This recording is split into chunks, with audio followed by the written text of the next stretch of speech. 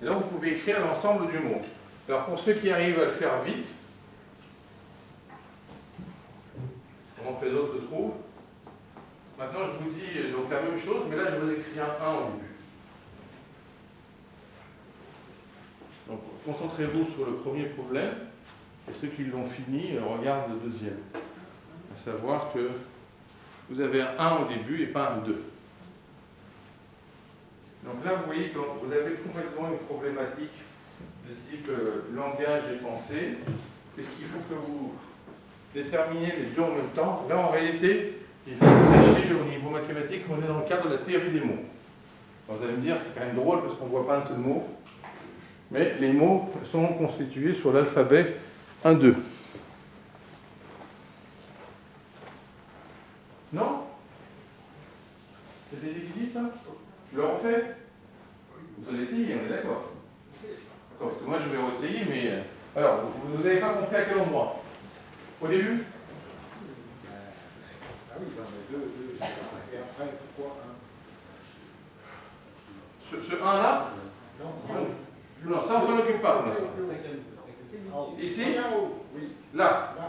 Ok. Donc vous avez compris que le bloc c'est simplement la répétition de la même chose. Vous avez compris que l'alphabet il n'y a que 1 et 2. Donc là on a écrit le 2 et ça vous gêne le 1-1? Et pourquoi le 1 après le 2? Celui-là? Oui. Parce que si j'avais mis un 2, mon premier bloc serait de longueur 3. Ah merde. Oh, non, pas merde. Mais il est de longueur 2. Et là, en fait, je suis autocohérent. C'est pas simplement autoréférent, mais autocohérent. C'est le problème de la cohérence qu'on faisait le carré au début. Donc là, ce genre de schéma, c'est quelque chose il faut être cohérent sans arrêt avec ce qui est en train d'être dit. Donc là, je dis que le premier bloc est de longueur 2, donc il faut que j'écrive 2, 2. Donc je suis obligé d'écrire autre chose ici. Et comme j'ai le droit qu'il y a 2 lettres, c'est 1. À partir du moment où maintenant j'ai un deuxième 2, eh bien, il faut que j'écrive 2 fois le 1 pour avoir le 2 et le 2 en longueur. Donc après, ça vous engendrez un seul 2 et ensuite un seul 1. Et vous remarquez, habilement, j'espère, que ce que je suis en train d'écrire là, je le réécris exactement au-dessus. Sauf que là, c'est la valeur des points, alors qu'ici, c'est la longueur des blocs. Et bien ça vous permet de construire la suite.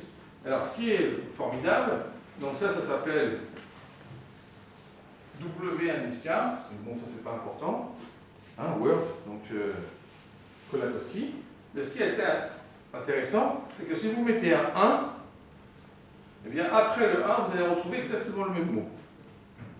Vous ne pouvez pas sortir de ce mot. Donc en fait celui-là, c'est simplement un préfixe, c'est 1 WK. Donc en fait, vous avez une reconnaissance de caractère, donc votre cerveau est capable ensuite de comprendre que à partir du moment où 1 est autoréférent, donc il dit que bloc est 1. Donc il est juste 1, ça veut dire 1, ça veut dire qu'il ne s'occupe pas de la suite. Au moment où il ne s'occupe pas de la suite, je suis obligé de mettre un 2.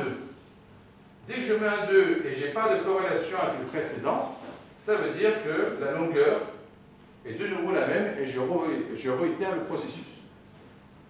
C'est bon maintenant? Le monsieur est d'accord? D'accord, parfait. Alors, donc, l'idée en fait dans ce cadre-là, c'est de nous permettre de voir comment on fonctionne quand on reconnaît un processus. Alors maintenant, encore en termes d'image. Par exemple, sauf les architectes ne répondent pas, est-ce qu'un cube peut avoir une ombre hexagonale? Alors vous voyez que le fait que vous ne répondiez pas tout de suite, ça veut dire que vous êtes directement hors bibliothèque. Que si je vous avais dit, est-ce qu'un cube peut avoir une ombre carrée? Vous auriez tous répondu oui. Sur l'hexagone, vous n'avez pas répondu tout de suite. Et puis après, vous commencez à dire, peut-être que c'est faisable, peut-être que ce n'est pas faisable. Alors, pour vous rendre compte à quel point c'est faisable, en réalité, c'est qu'on l'a déjà fait. Alors, je m'explique. Si vous prenez ce cube-là, quand vous faites comme ça, vous rappelez le processus qu'on a fait. Bien, vous allez vous rendre compte que le contour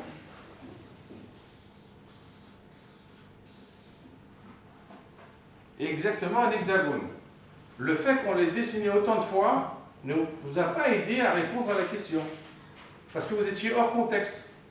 Vous n'avez pas dit, mais allez, ça correspond à ce qu'on faisait avant. Vous dites, c'est une autre question, une nouvelle question.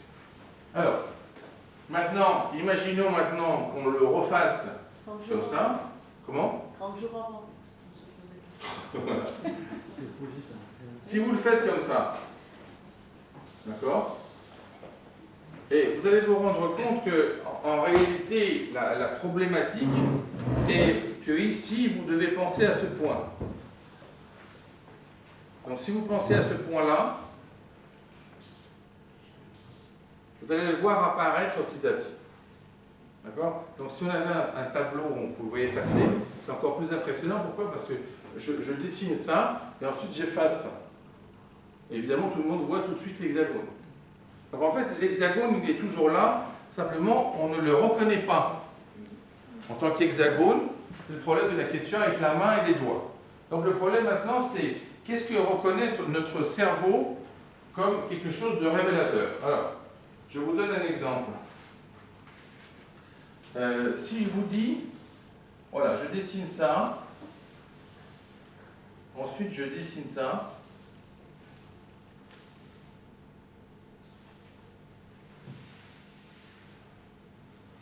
et ensuite je dessine ça. Alors en fait, cette suite-là,